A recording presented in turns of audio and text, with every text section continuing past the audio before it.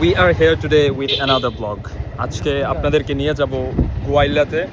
I have really forgotten the exact name of that place. আমি আসল নামটাই ভুলে গিয়েছি ওই জায়গাটার, কিন্তু ওই জায়গাতে যাওয়ার পর অবশ্যই সেই নামটা আপনাদের সামনে মেনশন করব.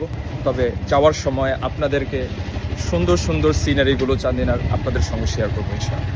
شكرا لك ربي حمدا لك ربي أحييت روحي وأنرت قلبي شكرا لك ربي حمدا لك ربي أحييت روحي وأنرت قلبي وهبتني لسانا ذاكرا وقلبا شاكرا يا خالقي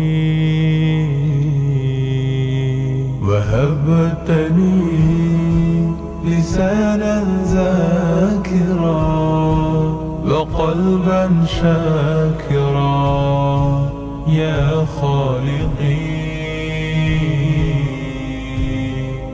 إنني سعيد عشت من جديد لفعل ما أريد ما أريد باسمك قيومي أصحو من نومي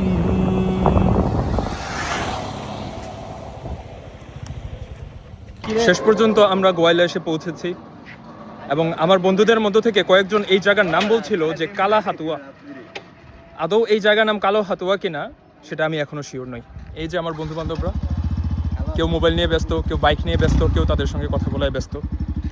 আসলে এই পয়েন্টটাতে আমরা কেন এসেছি সেটা কিছুক্ষণের মধ্যে আপনারা বুঝতে পারবেন. এই গোয়াইল্লা এই জায়গাটা নির্দিষ্ট একটা খাবারের জন্য খুবই পরিচিত.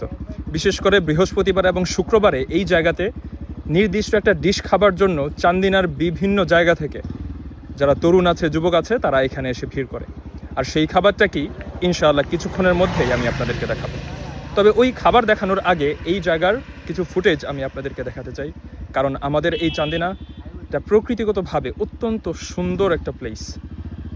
আপনারা যারা চান্দিনায় আসবেন, এখানকার যেই প্রাকৃতিক পরিবেশ আছে এটা যদি আপনারা দেখেন, আপনারা অবশ্যই অভিভূত হবেন ইনশাআল্লাহ.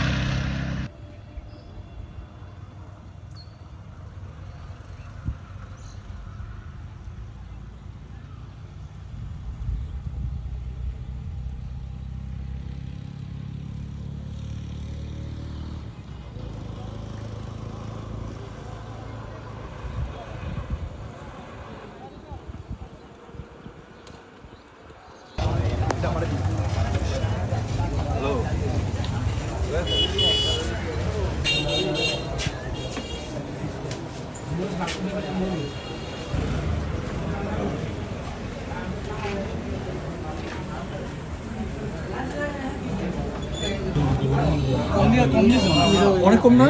200 টাকা 20 টাকা দিয়েছি।